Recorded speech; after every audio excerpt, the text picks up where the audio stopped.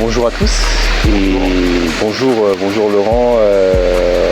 C'est un peu spécial parce que tu as été le premier invité un peu de ce format preview qu'on a décidé de mettre en place et de continuer sur Time Basket. On a Besançon aujourd'hui, dans le Doubs, à la maison. Exactement, voilà.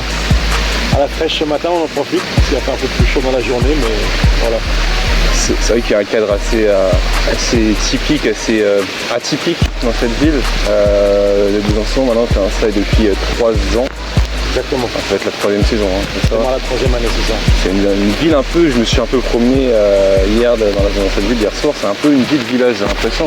Mais ça va aussi, on va rentrer en déchuché avec le club du Bézac finalement. Oui, tout à fait. C'est une ville de taille moyenne, plutôt agréable. On a un peu tout ce qu'il faut, mais sans être encombré avec les embouteillages ou les problèmes des grandes villes. Et niveau sportif, le club de Besançon va vivre ça, 9e. La 9e, c'est exactement ça, 9e, et j'ai envie de faire la 10e.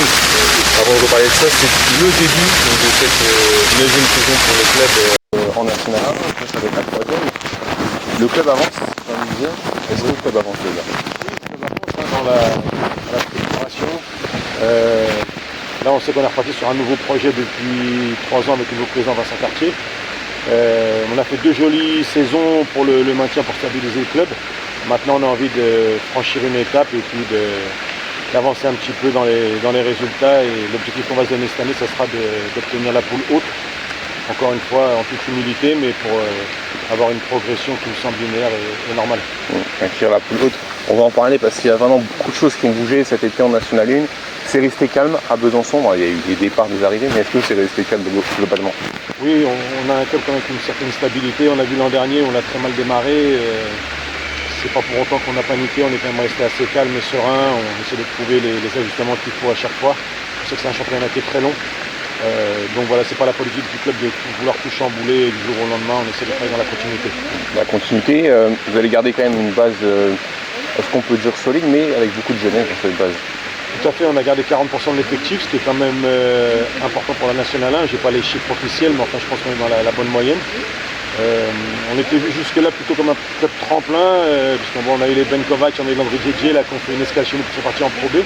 Là, cette année, on a quand même réussi à garder Augustin Asventus, qui était notre joueur phare l'an dernier, et ça a été une première étape et un point positif pour le club. On a conservé également Claudien Yezer, Hugo Klussen et Auguste Cagné, qui ont fait une belle saison l'an dernier, on croit beaucoup. Donc de la jeunesse, sur quoi vous appuyez? Vous recrutez, et c'était une de vos prérogatives, ce qui a été annoncé sur le site internet du club, un meneur d'expérience et de grande taille aussi capable de défendre. Oui, tout à fait. On a réussi à faire venir chez nous Charlie Pontins, qui est un joueur qui a connu des expériences sur des niveaux supérieurs, notamment à Poitiers, enfin pas mal de clubs de Pro B. C'est vraiment le profil qu'on recherchait. Voilà. Grande taille, comme on l'a dit, pour être en cohérence un petit peu avec notre projet défensif. Et puis aussi quelqu'un surtout qui puisse faire jouer l'équipe, qui soit un vrai patron, un vrai leader. Et on est très heureux de pouvoir l'avoir avec nous cette année. Comme tu le disais, c'était plus le club tremplin, mais là c'est quand même beau, le Besançon est quand même de ramener un joueur de ce calibre. Comment ça se passe et comment ça s'est fait? Est-ce que c'est un joueur que tu suivais déjà un peu? Oui, on crée des listes et c'est vrai que Charlie était en tête de liste sur ce début de recrutement. Voilà, comme on l'a dit, le club cherche à évoluer tout doucement. On a 2 donateurs cette année qui ont fait un petit effort financier pour justement essayer d'améliorer un tout petit peu l'équipe. Et donc là, ça nous a permis justement d'avoir 2-3 joueurs d'un calibre supérieur. Donc le budget, c'est pas toi qui va y répondre directement, il faudrait plus s'adresser au président ou voilà, au staff compétent, mais le budget a priori augmente. Hein. Voilà, tout à fait. Tu as eu plus d'argent pour... Voilà, on reste dans une moyenne pour la Nationale 1. Encore une fois, on n'est pas dans les top budgets, mais c'est une évolution qui est positive et qui montre qu'il y a une vraie envie à Besançon d'évoluer, de retrouver à moyen terme le plus haut niveau. Le plus haut niveau, donc tu nous as annoncé, en tout cas figurer dans cette poule haute, il y a d'autres jeunes que tu comptes développer, aussi c'est toujours ton cas à Besançon. Là effectivement on a rajeuni l'équipe cette année, l'an dernier on était à 28 ans de moyenne d'âge, là on est à 24 ans, avec des recrues comme Hugo Bompoutou, qui est un jeune joueur mais quand même qui a déjà montré de belles choses sur la NMA et qui arrive de Pro B de Saint-Chamond. On a récupéré aussi Djigiba Traoré de Saint-Quentin, Nathan Pinault, donc pas mal de jeunes joueurs qui étaient avant des très bons joueurs sur les championnats espoirs. Ouais. Et on mise beaucoup sur eux et sur l'avenir. Donc on a quasiment fait le tour. Tu peux peut-être nous parler aussi de Pierre Robert qui arrive, jeune joueur, un peu plus jeune que les autres. Pierre, c'était un des tout premiers dans le recrutement. C'est un jeune joueur, mais comme je l'ai dit, qui possède une expérience importante déjà, avec 4 ans, on va dire, de semi-professionnalisme, puisqu'il a fait 2 ans au TOAC déjà, avec Raphaël Pasquale, qui a fait une très belle saison dernière à Berck, une petite dédicace, et qui m'en a dit du bien, et puis 2 ans à Tarbes, où il a montré quand même de belles choses. Voilà, et Pierre, il s'inscrit aussi, je pense, de manière très logique dans notre projet de jeu. C'est quelqu'un qui est bien sur les pick and roll, dans les lectures, qui va nous apporter, je pense, aussi de l'adresse, donc un meneur en qui je crois beaucoup. Donc je crois que c'est sur le poste 5, l'américain, c'est ça? Voilà. C'est la dernière pièce du puzzle. Exactement, Montavius Méric, c'est la dernière recrue tardive. Encore une fois, on sait que les postes 1 et 5, c'est les postes un petit peu sensibles pour le recrutement. Il vient des Stanton Kentucky, qui est une fac quand même assez réputée. Voilà, c'est pas le gratin, le top niveau, mais enfin ça reste très très solide, avec des stats efficaces. Voilà, donc pareil, un intérieur comme j'aime bien, un intérieur mobile, qui peut défendre aussi sur plusieurs postes et qui va nous amener de la qualité athlétique avant tout. Donc c'est le retour d'un américain, donc plutôt jeune, parce que on avait quand même l'habitude avec Fred Thomas, avec d'autres avant, l'étranger Ventus. Oui. Avec beaucoup d'expérience, là c'est vraiment différent. Est-ce qu'il y a une différence sur ce que tu souhaites faire vivre aux supporters, mais aussi au staff, et une chose un peu différente de l'an passé, parce qu'on a l'impression que tu parlais, c'est quand même cette moyenne d'âge de 4 ans qui est quand même importante. Oui, encore une fois, on a quand même des joueurs d'expérience avec Charlie, avec Augustinas, avec Hugo Cluisen quand même, qui est un peu de bouteille et qui maîtrise quand même maintenant le championnat. On avait aussi beaucoup de jeunesse, beaucoup de fougue. On sait que c'est des joueurs qui vont vouloir prouver, qui vont vouloir progresser, se développer, et on a un peu misé sur cet aspect-là cette saison. Il y avait un joueur qui aurait aimé garder, qui est parti. On parlait peut-être d'Elissa, ou pas du tout. Enfin, ça fait jours maintenant. Bon, tu vas nous dire tous, c'est une question sans aucun tabou langue de bois. J'ai aimé travailler avec Idrissa pendant 2 saisons, mais je pense qu'on est arrivé au bout de la collaboration. Il fallait, pour les 2 parties, partir sur autre chose. Ouais. Et non, sincèrement, on est heureux vraiment à la fois de l'équipe constituée, du recrutement. On est resté vraiment sur notre cohérence du début à la fin, à savoir de l'expérience sur le poste 1, de la taille, du talent offensif et aussi de la qualité athlétique. C'était un petit peu ça les axes prioritaires pour la future saison. La qualité athlétique qu'on avait vu la semaine dernière, mais j'ai l'impression que c'est l'effectif, il y a tous les joueurs quasiment, leur mission aussi c'est défendre. Il y a beaucoup insisté là-dessus sur le recrutement. Oui, il faut cette capacité à défendre pour exister. Je pense que si on veut des résultats, ça passe par là. On dit souvent la défense c'est pas une option, on est obligé d'avoir des résultats défensifs pour exister.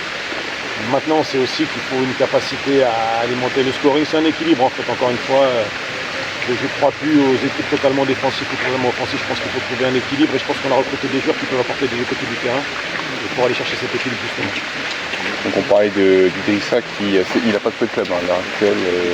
Pour l'instant je ne crois pas, mais je ne suis pas spécialement inquiet, je sais que les choses vont se décanter assez rapidement. Ça marche. Là on est aujourd'hui 1er août, on devait faire l'interview hier, 31 juillet, mais 1er août. 1er août ça signe la reprise pour beaucoup de clubs. On reprend un samedi, voilà, pas de soucis. Est-ce que tu peux un peu nous en parler là-dessus aujourd'hui, comment ça va se passer? Voilà, là aujourd'hui c'est une reprise, on va dire, pour une prise de contact, c'est pas une reprise sportive, on va rencontrer les joueurs, on va se présenter, on fixe un petit peu le cadre de nos règles de vie, de comment on fonctionne. Ensuite on fera un petit repas ensemble pour justement continuer un petit peu à discuter puis à faire connaissance, et puis ensuite demain dimanche ils pourront s'installer de manière un peu plus précise dans leurs différents appartements, puisque pour la plupart ils viennent d'arriver cette semaine. Et lundi matin, ce sera le début de la préparation sportive en tant que telle. Avec 6 matchs au programme. On a 6 matchs amicaux déjà fixés, potentiellement un 7e, j'attends une réponse pour le 7e, puisqu'on devait jouer Lyonceau pour finir la préparation. Exactement. Et vous les rejouez, malheureusement, on est rejoué une semaine plus tard en championnat. Donc il n'aura pas lieu. Il n'aura pas lieu. Donc 6 alors. 6 pour l'instant, voilà. Enfin, 5 sûrs. Non, on a déjà 6 de sûrs, et le 7e... Ah oui, ok, il aurait dû avoir le 7e avec Lyonceau, ça, le 11 septembre. Voilà, c'est ça. Et puis le début de la Coupe de France, donc le 15 septembre, la Coupe de France. On n'a pas encore le calendrier. Non, ça devrait pas tarder à sortir. Les choix des équipes, vous jouez quoi? Essentiellement des équipes de nationales. Il y a le national de Lons-le-Saunier, il me semble. Alors je suis plutôt satisfait aussi de ce côté-là, parce qu'on a un petit peu tous les panels. On démarre avec de la nationale de Lons-le-Saunier qui est une bonne nationale 2. Ensuite, on va jouer Mulhouse, qui est un peu notre partenaire de préparation. Et on sait que contre Mulhouse, c'est toujours des très bons tests, puisque avec eux, il y a joué le match amicaux, on est déjà dans le vif du sujet. Ensuite, on va faire le tournoi qui est organisé ici pour la première session, le River Trophy, organisé par le club de Saint-Vit qui est partenaire avec nous au Maubourg, donc avec la venue du HTV, une équipe de Pro B, puis deux équipes fortes de Suisse, Fribourg et Lausanne, donc ça va être un tournoi à relever. Et puis ensuite on va avoir les espoirs de Chalon chez eux au Colisée. Voilà, je crois que j'oublie personne. Et après potentiellement un 7e match. Parce qu'il y aura donc 2 matchs sur le tournoi, effectivement. Exactement, voilà. C'est une initiative de Saint-Vit ou c'était aussi dans les papiers, c'est toi qui... C'est une initiative de Saint-Vit, du club de Saint-Vit. Voilà, je trouve que c'est vraiment super. Ça nous permet à nous d'avoir un tournoi à relever à la maison. Et puis je trouve que c'est bien aussi pour les équipes qui viennent parce que ça permet d'avoir un week-end de cohésion, on va dire. On va le HTV qui se déplace, quand même, ça fait un petit chemin. Mais c'est des petits road trips qui sont intéressants en général pour les équipes qui viennent. Donc c'est cool. En tout cas, on attaque la saison forcément avec beaucoup de sérénité parce que 2 saisons déjà effectuées à la tête du club. On sait que le travail à Besançon, c'est un travail d'arrache-pied qui compte pas non plus beaucoup de moyens. J'ai insisté aussi sur cette formation. L'idée c'est vrai, c'est de replacer le club en poule haute, mais est-ce qu'il y aura que 6 places qui vont être... Normalement il y a 7 places a priori. Oui. On t'a confirmé ça avec le format à 27 équipes qui va se confirmer a priori. Ah oui, voilà, ça c'est sûr, le format est officiel, ça sera 27 équipes, l'exempt est confirmé. L'exempt va compter, de ce que j'ai compris dans le classement. Donc on aura tous le même nombre de matchs, mais juste sur la première phase, on aura 2 matchs de moins que les équipes de la poule de l'Ouest. Donc voilà, ça ne change pas réellement grand-chose. Peut-être, si je comprends bien, c'est une équipe de moins qui descendra, puisque c'était prévu 6 descentes, ça ne faut pas l'oublier. Donc voilà, la sérénité, mais aussi quand même de la vigilance. On va essayer de bien démarrer cette année, de bien lancer l'équipe, mieux que l'an passé en tout cas. La poule qui change quasiment pas, donc il y a Metz qui descend dans cette poule, la poule de l'année dernière, la première poule, et qui est en train de chercher la deuxième équipe qui disparaît. L'autre équipe qui est descendue, c'est Poissy, qui était dans l'autre poule l'an dernier. Et ouais, parce qu'on portait à 13 équipes, il n'y en a pas une autre qui est montée. Le Havre, voilà, le Havre voilà, aussi qui est parti en... Et donc vous récupérez Val-de-Seine qui évolue dans l'ancien groupe, qui est une équipe aussi à se méfier. Voilà. Tu connais un peu toutes les équipes sauf Val-de-Seine. Si. Que vous les avez affrontés, pardon. On les a affrontés en poule basse. Puis là, le recrutement est solide, avec Warren Racine, avec Alexis Thomas, Robertson. Voilà, de toute façon, toutes les équipes de l'NMA sont solides. On sait qu'il n'y a aucun match facile. On sait aussi que tout est ouvert. Voilà. Je pense qu'il faut prendre les matchs les uns après les autres et puis déjà s'occuper de nous sur la préparation. La préparation, dernier sujet de cet entretien. Sur quel axe de travail tu as déjà prévu? Comment ça se passe avant? Et sur quel axe de travail, ma deuxième question, tu vas insister? Alors, nous, on démarre en général sur nos principes de jeu offensif, notre mise en place de notre transition. Plutôt le secteur offensif. Et puis après, sur la deuxième semaine, on va commencer à attaquer les aspects défensifs. Voilà, et puis tout doucement, ajuster le playbook par rapport aux joueurs qu'on a recrutés et être efficace déjà sur le premier match de préparation. Ok, ça marche. Écoute, je crois qu'on est arrivé. Ça fait combien d'heures de travail pour donner un petit aperçu aux gens ton travail? Là, avant on sait que tu es parti en vacances aussi. Donc, voilà, oui. Mais ça, on est humain aussi quand on est coach, mais ça reprend combien d'heures de travail là aujourd'hui, par exemple, une journée comme ça? Oh là, aujourd'hui, tu vois, j'ai commencé avec toi à 8h30, petite réunion, ensuite 11h, donc ça va faire du 8h30, 15h, mais si je suis honnête avec toi, je ne compte pas les heures. Ouais. Voilà, même en vacances, on travaille toujours. Coach, c'est un métier où ça ne s'arrête jamais. Ouais. C'est pas un métier où on se dit je vais faire 8h midi. Parce qu'il y a la passion qui est avec aussi. Voilà, c'est un métier passion, ça s'arrête quasiment jamais, le téléphone est toujours branché, que ce soit pour le recrutement, pour les agents, pour les joueurs. Je dissocie pas ma vie d'homme de ma vie de coach, donc voilà, je prends ça vraiment avec beaucoup de plaisir, beaucoup de passion. Ça va être ma 18e année en tant qu'entraîneur et je l'attaque avec autant d'énergie que la première, avec beaucoup de plaisir. La 18e, mais je crois que j'étais un peu plus petit qu'on avait eu le premier coup de fil, c'était en 2021. Ouais. C'était un autre contexte, j'avais un autre média à l'époque, mais qu'est-ce que tu souhaiterais à Planet Basket là, sur cette saison De vous développer aussi, hein, c'est bien qu'il y ait un maximum de médias qui s'intéressent à notre sport, le basket révolution. Donc je vous souhaite le meilleur pour cette nouvelle année. Hein. Je sais que vous avez beaucoup de travail aussi. Ouais. Et plus la N2, etc. Ouais. Donc c'est super que ça se développe et on a un joli sport, le basketball, plus on fait vivre mieux c'est. Ça marche, mec. On se retrouvera très prochainement au Montboucon. Hein, vous allez continuer à y jouer. On s'entraîne au Montboucon, mais cette année on joue quasiment qu'au Palais des Sports. Voilà, on a 10 matchs sur 10 sur la première fois au Palais des Sports. Voilà, petite info. Voilà.